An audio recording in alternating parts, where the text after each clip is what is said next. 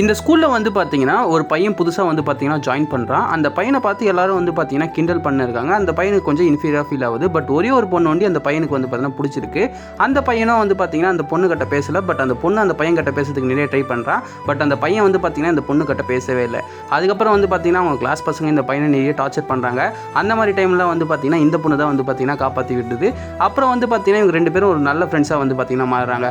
தென் கொஞ்சம் வருஷம் கழிச்சு வந்து பார்த்தீங்கன்னா 2 பேரும் ரொம்ப நாள் கழிச்சு மீட் பண்ணுறாங்க. அந்த பொண்ணுக்கு ரொம்ப சந்தோஷமாக இருக்குது இவனை பார்க்க போகிறோன்னு நினச்சி. அப்போ அந்த பையன் கால் பண்ணுறான். கால் பண்ணிட்டு அந்த பொண்ணு அட்டன் பண்ணுறான். 2 பேரும் வந்து பார்த்தீங்கன்னா பார்த்துக்கிறாங்க ஒவ்வொருத்தரும். ஃபஸ்ட்டு அந்த ஹீரோயின் தான் ஃபஸ்ட்டு பார்த்தீங்கன்னா இவளை பார்க்குறான். பார்த்ததுக்கப்புறம் அந்த ஹீரோயினுக்கு லைட்டாக இன்ஃபீரியராக ஃபீல் ஆகுது. ஏன்னா சின்ன வயசில் இவன் கொஞ்சம் குண்டாக இருக்கான். இப்போ வந்து பார்த்தீங்கன்னா இந்த பையன் ரொம்ப ஹேண்ட்ஸமாக இருக்கான்னு நினச்சி இவங்க கொஞ்சம் இன்ஃபீரியராக ஃபீல் பண்ணுறான். ப்ளஸ் இவளை கிராஸ் பண்ணிட்டு வேற ஒரு பொண்ணு கிட்ட போய் நீங்கள் தான் அவங்களான்னு கேட்குறான். இதை பார்த்தோன்னே வந்து பார்த்தீங்கன்னா இந்த பொண்ணுக்கு ரொம்பவே ஃபீல் ஆகிடுது. அது மட்டும் இல்லாமல் நம்மளோட ஃபேஸ் இவ்வளோ கேவலமாக இருக்கேன்னு வந்து பார்த்தீங்கன்னா ஒரு வாட்டர் முள்ள வந்து பார்த்தீங்கன்னா அவளோட ஃபேஸை பார்க்குறா. இந்த கதையில் அதுக்கப்புறம் என்ன நடந்திருக்குன்னு கீழே கமெண்ட் பண்ணுங்க கைஸ்.